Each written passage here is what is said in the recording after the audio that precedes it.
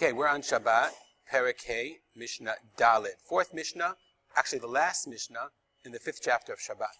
Mishnah says that we're continuing our discussion of what animals can and can't go out with on Shabbat because it's considered an additional burden. It's too burdensome for the animals, or for the purposes of Shabbat, your animal has to rest as well. Says the Mishnah. So we learned about this mardat. The mardat is this kind of like saddle, but it's like a skin that it wore. It would have a piece of leather that it was used in order to keep it warm. So we said if it was tied to him from before Shabbat, then he could wear it. But here we're talking about if it's a mardat, if he's not tied to it, then he's not allowed to wear it. Velo bezug, he also can't. A zug is a bell. He can't go out with a bell on. Even if the bell is stopped up, so it's not going to make noise, you're not allowed to have the animal wear the bell. The Bartanura says, according to the Gemara, it's because it looks like you're taking it out to market to sell. So there's a certain marit ayin issue as well. Velo besulam shebetzavaro, nor are you allowed to have a sulam. Sulam is a ladder, but what it means is that if the animal had on a neck, if the animal had a wound, so what they would do is they would tie a sort of like wood, and they would make a sort of ladder-like thing, and then they would tie it to the animal's neck. And the reason they would tie it to the animal's neck is so that it couldn't scratch, because then the wound would get worse and it would be very dangerous. So you can't let the animal go out when it's wearing a sulam shebetzavar, when it's wearing that ladder-like thing. Similarly, if it's a ritzuah on its foot, it's a bandage of kind. Now, why Chachamim said it's not allowed to go out with these bandages? It was necessary. I guess they felt that that was considered an additional burden, and Chazal didn't want the animal wearing such a great burden. Mishnah continues. The birds can't go out bechutim. Chutim means that they would tie strings onto their feet, so you'd be a siman. You would know who the chicken belonged to. Nor they would tie their legs together. Means the strips on their feet. They would tie their legs together so they can't run away. Similarly, some of the male sheep, they would have, interestingly, if you look up sheep, an aliyah is the fatty tail of the sheep, of the male sheep, or the female sheep. So I guess the male sheep, you see it has a very fat tail, and here the Wikipedia Hebrew says it could get up to 6 kilo. Like it could be very, very heavy. So they would build some kind of agalah. They would build this. They would create this sort of like little wagon under the aliyah so it wouldn't get stuck. They would be able to walk around. I guess it makes sense nowadays if we know about animals today. When they fatten them up greatly, you're fattening it up in order to sell it, in order to slaughter it. The tail was considered very, very big delicacy. So therefore, you didn't want it to become damaged. They would have this little wagon that would run around with this kind of like tail wagon on it. Mishnah continues. Okay, and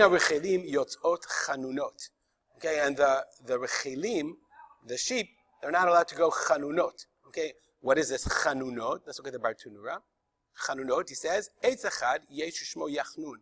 There was a yachnun kind of stick or tree or whatever. Mevi'im kesamim, and you take a little shard from it. Menichim la bechotman, you put it in its nostril. Kedei shetit atesh, so that it would sneeze. V'yiplu atolaim berusha, and then the tolaim, and the bugs would fall out because the tolaim were very dangerous. So that you needed to do it for the females. The zecharim ein tzrichim lasot, you didn't have to do it for the males. Why? The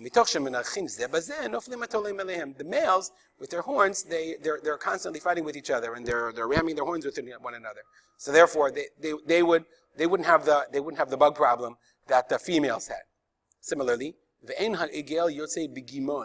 Gimon was a kind of like, egel is a calf, so it was a kind of like it was a fake yoke. So they would just put this yoke from guma, from sticks or whatever, from reeds, okay, and then they would put this yoke on so that the animal would get used to keeping its head down, so that one day when it grew up, it would be able to take the yoke better. So you're not allowed to leave that on Shabbat. Velo para be'ora kupar, nor the para. The para is the cow, the milking cow, and they would put ora kupar. Kupar is like some kind of porcupine skin. It was a very sharp skin. I assume it's porcupine. That's the picture that I've seen. And they would put it on the udders of the animals so that other animals or that the smaller animals wouldn't drink from it. Okay. Similarly, nor could you allow the para to have they would have a ritzuah, a strip of leather or what have you. Either they would do it to guard it, or you would know who it was, or if it's just beauty, they would have on, look at my beautiful animal, they would have a strip. So the animal is not allowed to wear that strip on Shabbat. The Mishnah concludes, a fascinating end of the Mishnah. Paratosha Rabbi Eliezer ben Azariah haita yotza b'ritzuah shebein karnea shelo b'ritzon chachamim. Rabbi Eliezer ben Azariah, he was a nasi. His cow, would go out on Shabbat with a ritzuah bein karnea shelo b'ritzon chachamim. That's an incredible indictment against the will of chachamim.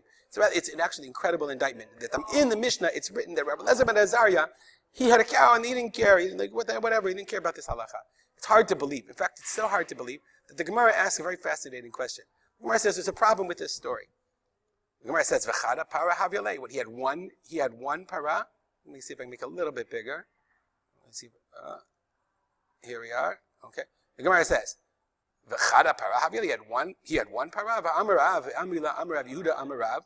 Okay, they said in the Rav, Treisar alfe agle, 12,000 agalot, calves. Haya maaser Rabbi Eliezer ben Azariah mi'edrei kol shata.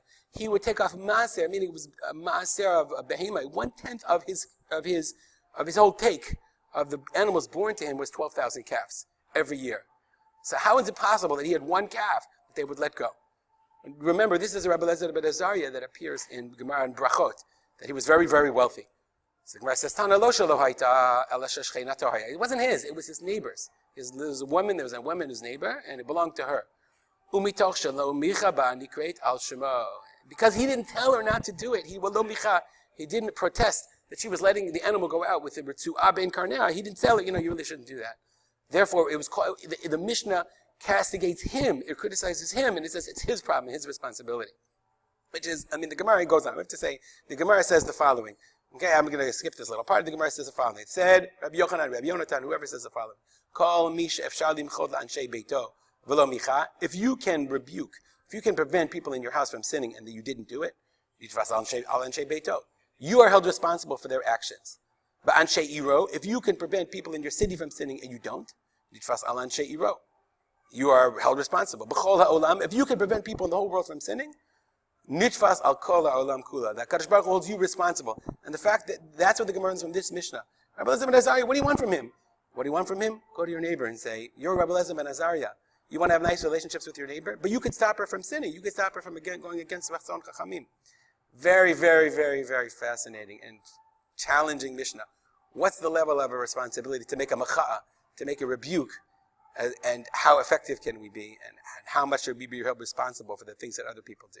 We'll stop here. If you have any comments or questions, you can email me at rspolter@gmail.com. And as always, we'll dedicate the learning of this mission to my father's memory, Rav Simcha ben Yitzchak Kalman. Have a good day.